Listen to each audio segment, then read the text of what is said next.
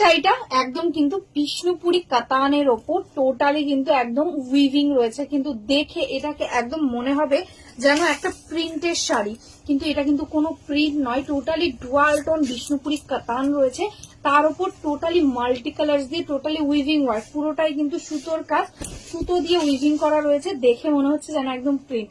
এটাই আছে আঁচলটা, দেখো দারুণ সুন্দর একটা ডিজাইন, সামনে থেকে দেখে নাও কতটা সুন্দরভাবে কাজটা করা হয়েছে, যেন প্রিন্টের মতন লাগছে দেখতে। ঠিক আছে, আমি ব্যাক পোর্শনটা দেখিয়ে দেবো, দেখো তোমরা বুঝতে পারবে। এরকম ভাবে কিন্তু টোটালটা সুতো দিয়ে কিন্তু কাজটা করা হয়েছে। কালারটাই আছে কিন্তু একদম পার্পেল কালারের সঙ্গে।